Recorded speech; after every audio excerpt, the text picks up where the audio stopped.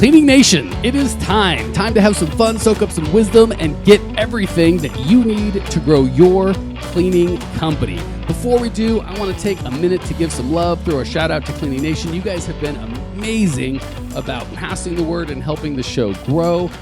We just want to let you know that we all love and appreciate you sharing the good word. Keep up the good work. If you're getting massive value, share the love. Subscribe on Facebook, iTunes, YouTube, tattooed on your forehead, whatever you need to do. Show the world you're a proud member of Cleaning Nation. Today, we are chatting with my new best friend, Dirk Bak from SDQ Janitorial. SDQ has been serving in Minnesota and the Midwest for over 30 years with commercial cleaning services. If you want to reach out to Dirk and his team, you can hold them at www.sdqjanitorial.com.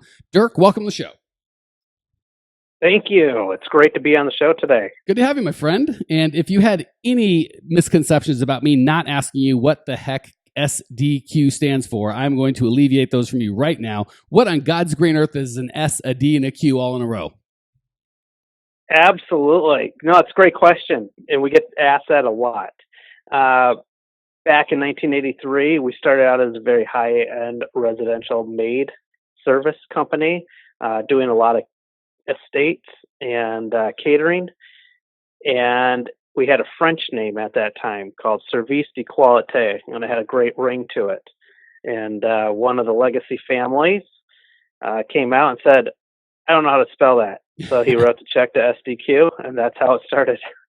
So it stands for Service Dependability Quality. And we took it from the French phrase, Service de Qualité. Well, that Service de Qualité, and hopefully my wife's not listening because she speaks French and she always mocks my awful American terrible accent. Sounds super fancy. If I was going to get my house cleaned and I want it done fancy, I would go with those people. Absolutely. And that's what we were catering for at that time. See, I totally would have been, well, I was 10 at the time, so I don't know if I had the funds to be, your target market, but now older Mike would be very interested in that fancy service. So tell us about your business now.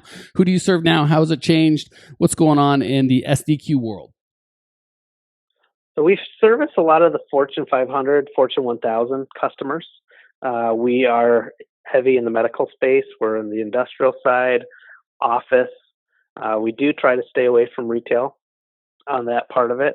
We clean everything from food production plants, from, for example, General Mills down to corporate headquarters, of the Fortune 100, Fortune 50 type companies, to school districts. And so anything of relative size, we will look at it and determine if it's a good fit within our model, and we'll go for it. Well, God, let me beat you up on that a little bit, because I'm constantly encouraging my clients and guests on the show to niche, and really be clear on who your customer is, and more importantly, who your customer isn't.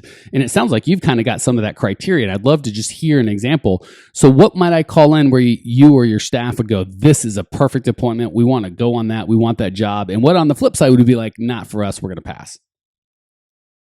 So, the business that we're in, so we have our customers fairly defined. We typically will not pursue anything that is not 5 to 7 days a week. Okay. So we do not want onesie, twosies, 3 day a week type of accounts. That being said, there are the exceptions, where a customer is of size but is looking for reasons to cut back or what have you. So I can't say that we don't have those, but we typically, our minimum size would be 25,000 square feet. And we prefer, buildings in excess of 100,000.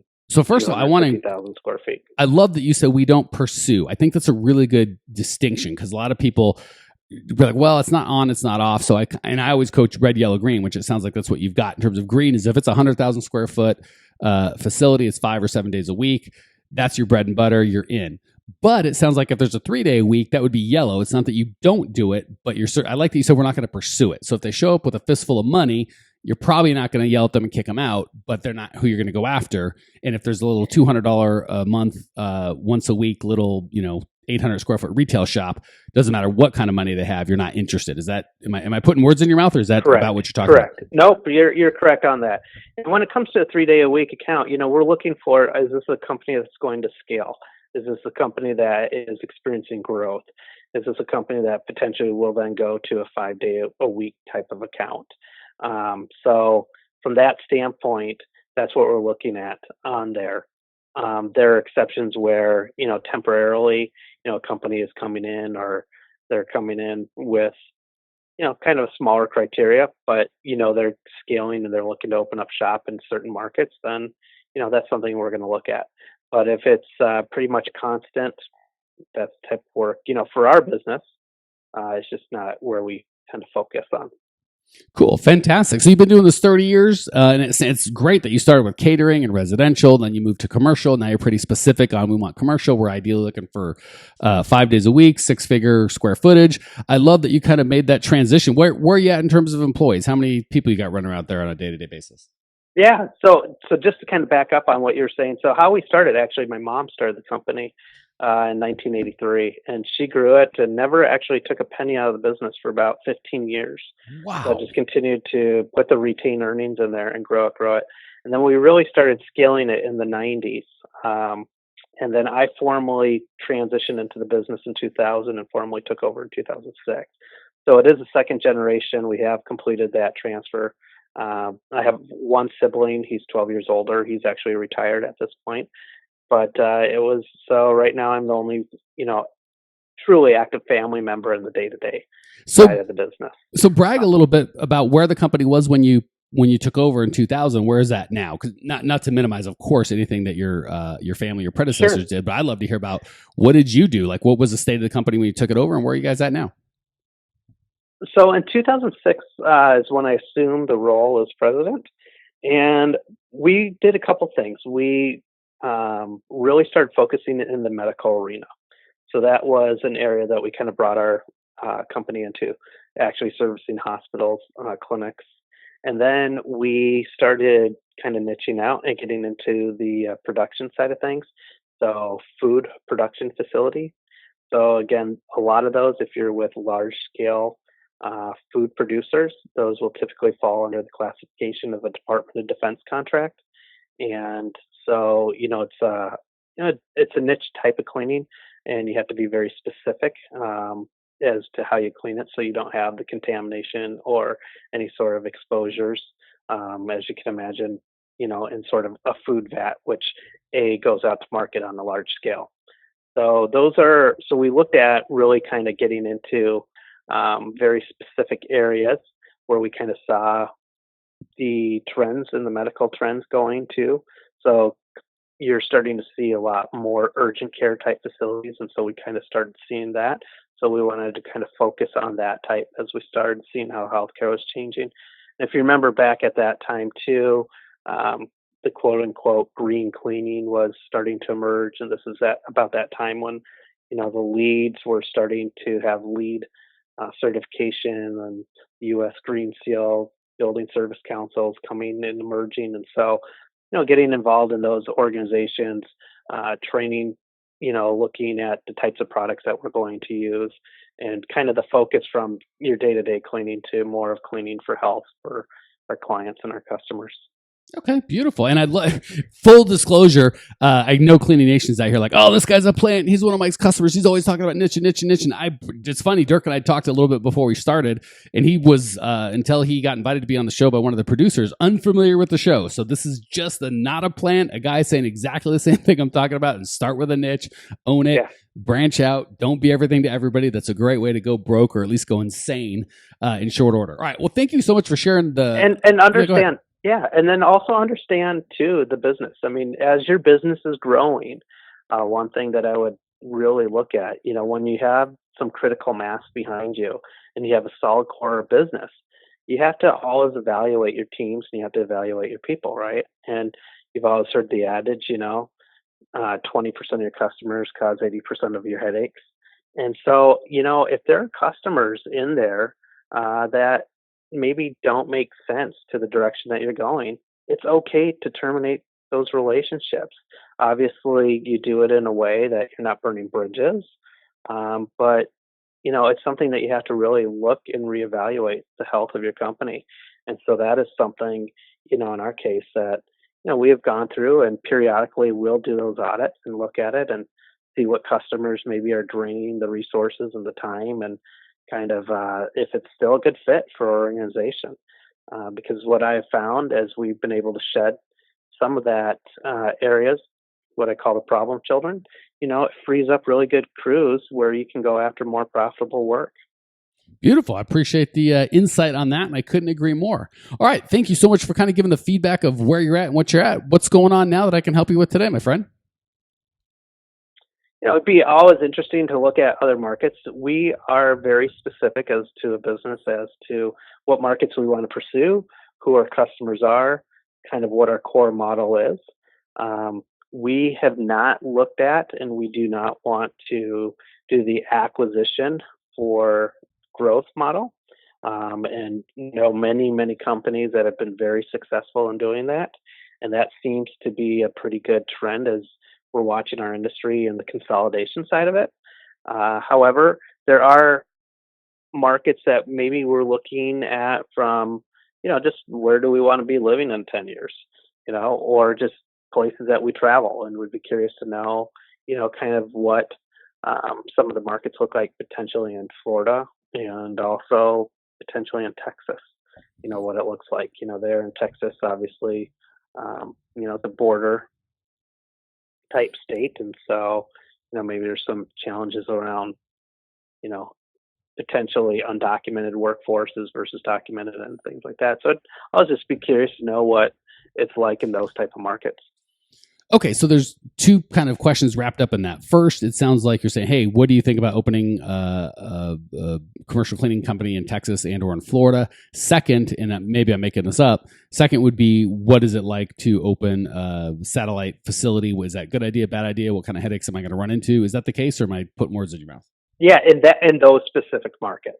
Okay. So yep, satellite facility in those two markets, really Texas, not so much Florida. Okay, so full transparency, I've coached some people in Texas, but I'm trying to think of which cities, yay and nay. I'm actually speaking there, I think, coming up in a month or two.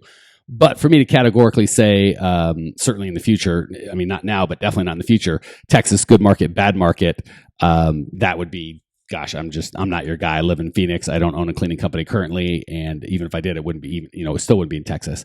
But I can give you some thoughts in terms of how I would evaluate a potential market to go into. Is that something that would be helpful or no? Yeah, absolutely. Let's do it. Cool. It's always helpful. Well, the first thing you said that I really like that a lot of people don't anticipate is, where do we want to live? What would I like to be there? So first and foremost, because this is a big shift that I've made a long time ago, and I try and help my clients go through it, is the business lives to serve me. I do not live to serve the business. So we forget that so often, that we start out this business thinking it's going to give me financial freedom. It's going to give me time freedom. It's going to give me security for my family. And all of these benefits we kind of envision the business giving us. And then what happens in reality is the business turns us on our head, and it becomes our master. We become its slave, with it saying, I need more time. I need more money. I need more passion. I need you to do this. I need you to do that. I need you to take this risk. I need you to miss this event with your family. And it really kind of warps the relationship. So I like the foundation of, before we move anywhere, first and foremost is, where does the Bach family want to be personally, whether it's a second home or a first home or a third home, don't care. I like that you kind of take that into case, like, where do I want to raise my family? Where do I want to spend time?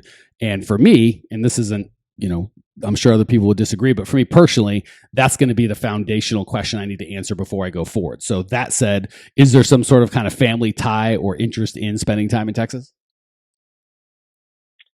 I can't say my wife would want to be down there. The interest in Texas is it's a no income tax state.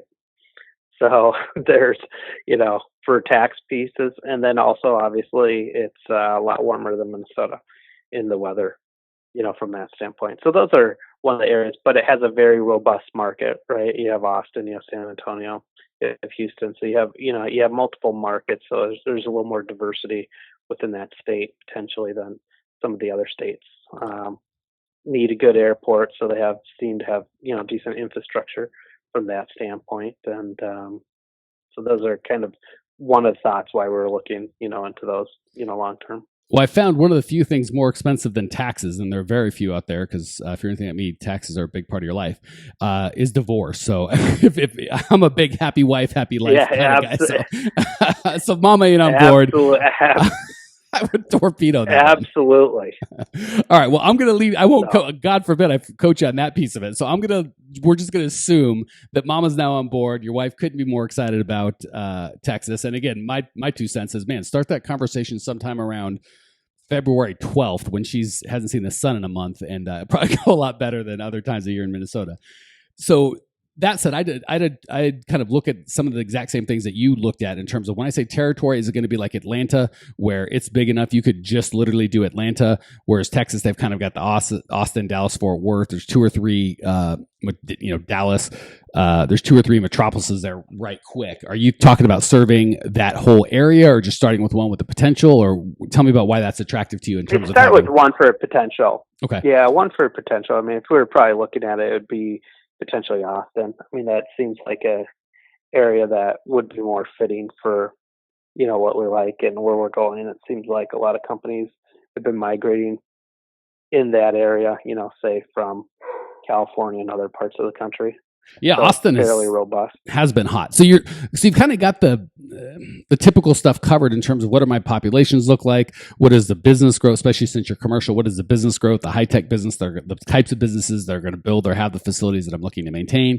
What kind of airports are there? All of that is not to negate it or not give it its due. That's obviously so for me, the first layer of the foundation is, where does my family want to live? Where will I be happy?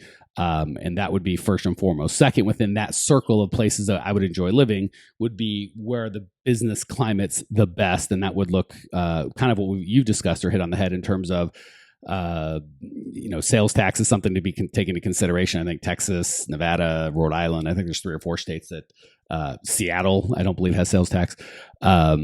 Or income, personal income tax. So you kind of look at the tax situation as well as the business climate. I have done business in Texas as a contractor, and I got to tell you, we were in Arizona. We did business in California, Nevada, Texas, 4 or 5 states, and by golly, did we love Texas. You could just get crap done. There was not a lot of headache and nonsense. And I don't know that you serve the government entirely, but so yeah, that would be step 1 is where would my family be happy at? Step 2 is, where's the business climate good? And then step 3, I'd look at my own specific strengths and weaknesses with my company.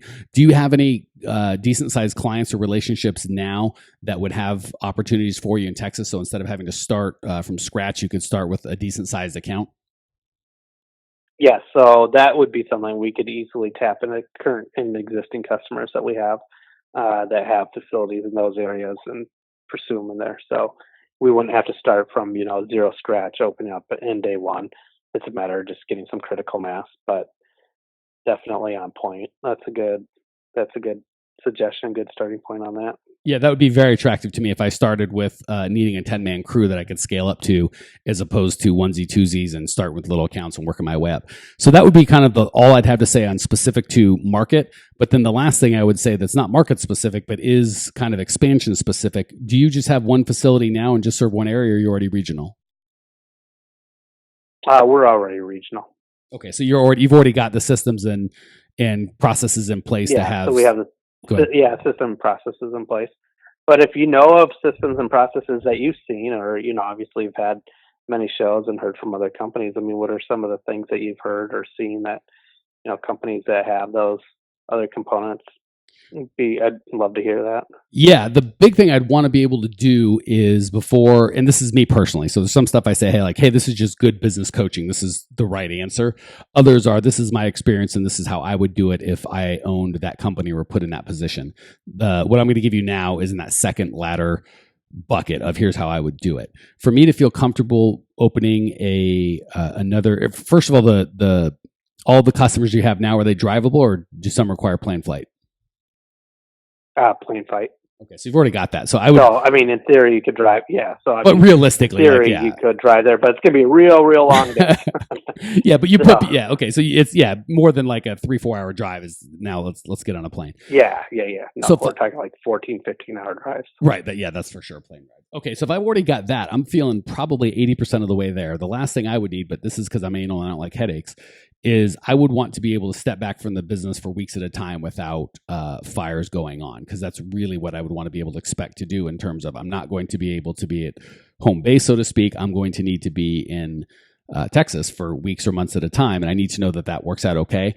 So I'm going to do that dry run before I start futzing around in Texas. I'm going to intentionally either not work at all for a couple of weeks or work from home or remotely and just, without any access to employees. So that's how I'm going to dry run it. First, I'm going to set up having some accounts that are a little further than I'm used to, and maybe employees that don't get hired out of the home base, but they're hired remotely. Sounds like you've already got that done. For me, the second step would be taking at least 2 weeks where I'm either not working at all or just working on kind of proactive projects, not putting out any fires, not dealing with the employees, just kind of doing my own internal work that nobody's really looking at, or at the very least only work by phone where I'm just not at the office for 2, 3, 4 weeks at a time without stress, right? Obviously you could do it, but you're like, oh my God, I got to get back and cover up and fix everything. Everything fell apart. They turned into a parking lot while I was gone.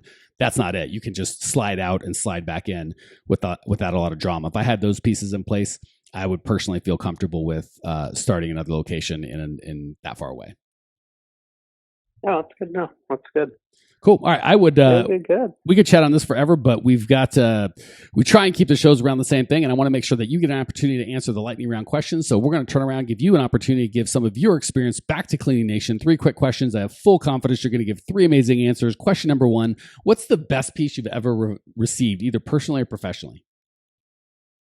So I'm married. I have 3 children. And early on, I had a mentor who sat me down and was, it's a phrase, other people may have heard it.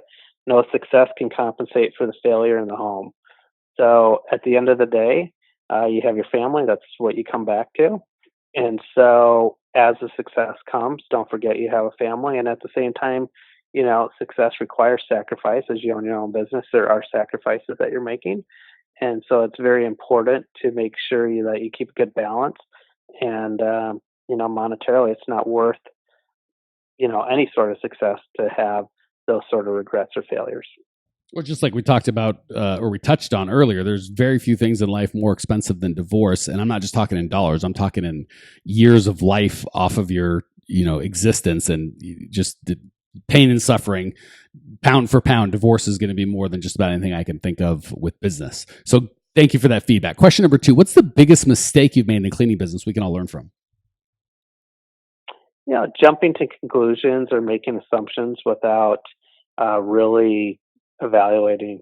So we had a situation not too long ago where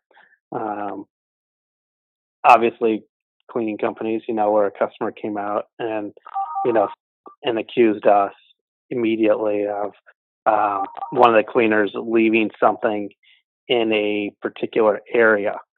And it happened to be an area that was closed. And if I remember, it was kind of in the fire extinguishing piece of the building.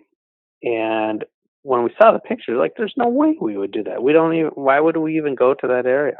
And so without really checking into it, we kind of just, kind of jumped to the gun and said, wait a second, protocol, we wouldn't do this. We've been in this facility for, a decade plus. Why? Well, turned out we did do it. So we had to eat crow on that. Now, there is an explanation why we did it. And, it would have been nice if we had taken an extra 10 minutes and researched, what had happened, contact the crew on that versus just jumping to conclusions on there. Because this is someone that, it was a route where the individual's been on that account for over a decade. And so we said, there's no way they do it. Well, it turned out they did. And the reason that they had is they put it in that area just to be discreet because they didn't have, somehow the janitor door wasn't, they weren't able to get into the closet. And so they went to go tell, the next day they're going to tell the contact, hey, we can't get into the thing. We can't get the stuff back in there. So they put it in there just assuming that no one would see it. It just turned out that, as Murphy's Law would have it, that the inspection for those systems were happening the following day. And so they happened to see that. So obviously that escalated to health and safety,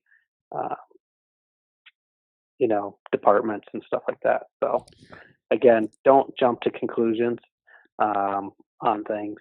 Yeah, I don't know if you're like me, but I've been in the situation often enough where you jump up and down. My employee would never, or that customer would never. This is crazy. And you eat crow about 4 times in a row, and you start tempering your responses. So before you jump to, "Are you out of your mind? We would never." You go, "That doesn't sound like us, but nothing's possible. Let me look into it." Because you get slapped a couple of times. You learn pretty quick, like, oh, I'm gonna temper my responses. So that's a great point, and that story illustrated it perfectly. Last question: what's one idea Cleaning Nation can put into practice to improve their business or their lives immediately? Something quick and easy to implement. There is. Check your work and really often go in and audit your clients and find out what ones are the good ones and look at the type of customers that are really your core customers, the kind that are generating the healthy bottom line for you. And then based on that information, start niching out your business and finding how can we get more customers like this. All right. So it's just a healthy audit to your organization and your customer base. Quick and easy. Check your work. Easier said than done, but something you can absolutely implement right away. Dirk, thank you so much for joining us. Thank you for sharing your passion, your desire to grow. I appreciate you. I know that Cleaning Nation appreciates you. Cleaning Nation, when you want to check out Dirk's show notes page and discover everything you need to grow your cleaning company, growmycleaningcompany.com. Leave your questions, your comments, your remarks. I will see you there. Congratulations! You are now 16% smarter. Still can't get enough cleaning goodness? Go to www.growmycleaningcompany.com for more of the good stuff. Ever want to be rich and famous? Owners of cleaning companies as well as industry experts can apply to be featured on the show by emailing our producer Natalie at support@growmycleaningcompany.com. Until then, don't miss out on all the latest cleaning industry lovin' at www.growmycleaningcompany.com. Check it out now.